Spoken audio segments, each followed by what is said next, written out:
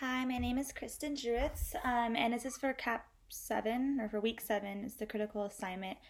We're going to go over the preventative and the rehabilitative exercises for all three of my common injuries in my chosen sport. My chosen sport is volleyball. So throughout the PowerPoint, we talked about the factors that may cause injury, and there's more into depth about that in the PowerPoint. It's impact and overuse. So impact being there's not necessarily other people involved in that sport, like whereas basketball you're constantly having contact with other players, there's soccer, but volleyball it could be a lot of impact from just the floor, from the ball, like jamming your fingers or things like that. And then overuse is just repetitiveness of a certain motion. And so like a front row hitter spiking, constantly using that shoulder and then coming back down, or using their jumping up too much and their knee having that pressure, constant pressure. And so those are the two factors that typically cause injury. In the PowerPoint, we also talked about preparing ourselves better. So I played volleyball way back when, and we always had a warm up, stretching and things like that, just to make sure our bodies were prepared for practice or games. It didn't matter if it was just practice, it didn't matter if it was as serious as a game. The point was to always be prepared. And it's hard for volleyball players or any athlete, I think I could say, but from my personal experience, you just get so excited, or like you just get so pumped up about something that you don't even tend to prepare yourself, and that's where injuries can come into play. So it's really important to be careful about that. We talked about using the correct techniques. So everything's about using the right form. That's in any sport: volleyball, football, basketball, anything like that.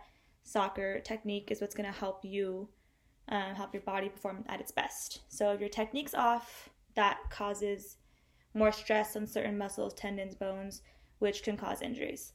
Then we talked about resting. Resting is something that athletes don't like to do because they don't like to miss games or practices and whatnot. You have to listen to your body, and at the end of the day, you're going to know your body the best. So you need to understand when, hey, like, I need to take a break or I need a rest. And that's something that could also cause injury, because if you're not resting and your body is exhausted and weak, and that can trickle down to other things, causing even more injuries. Next in the PowerPoint, we talked about the 3 different injuries that I chose. So in volleyball, I chose ankle sprains, I chose jumper's knee, and I chose shoulder injuries. These are all 3 common injuries in volleyball specifically.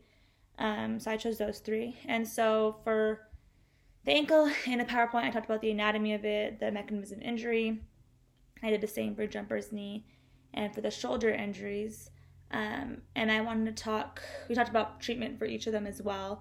That could be done by the athletic trainers, or if needed by a doctor, depending if there were surgeries involved or not.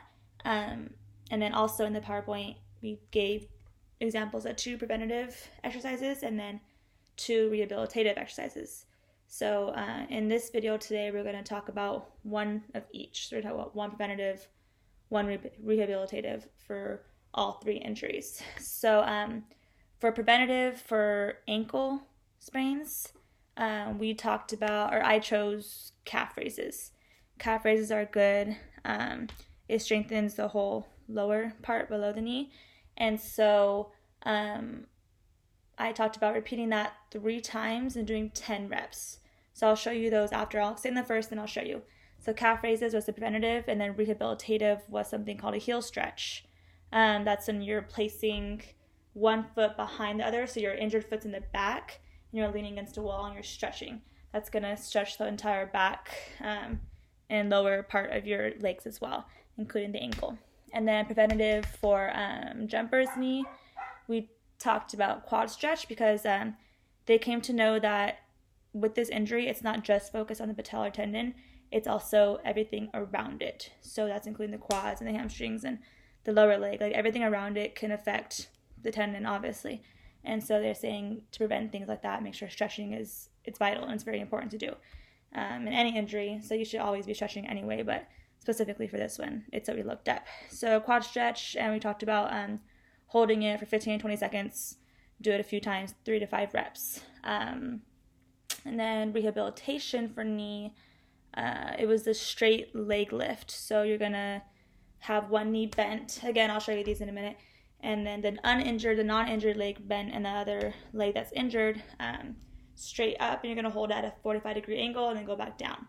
And if it hurts too much, you can modify it, but at this instance, we're not saying that it does. That's the rehabilitative. And then preventative for the shoulder. We talked about shoulder retractions. So you want to keep the arm straight at all times. You're going to hold for 3 seconds, and then you want to repeat 10 to 15 times. And this one, you have to make sure that your head's not going forward, and you want to make sure your back isn't arched over. Again, I'll show you these. And then rehabilitative for shoulder is this thing called a towel stretch. You hold a towel behind you, and the injured, so say my left one's injured, my left shoulder, is going to be on the bottom, non-injured on the top. And you're going to hold it and pull slightly for that stretch, because again, stretching is going to be a really, really, really important factor in preventing injury, especially in volleyball, because you're constantly using the same muscles. You want to make sure that your muscles are well stretched and well rested as well, which is also when we talked about rest. I think that's it. Everything else is in the PowerPoint, but let me show you what they are then. Okay, I don't have a volunteer, so he said we could show it using ourselves this time. But all right, so calf raises are pretty self-explanatory. You're literally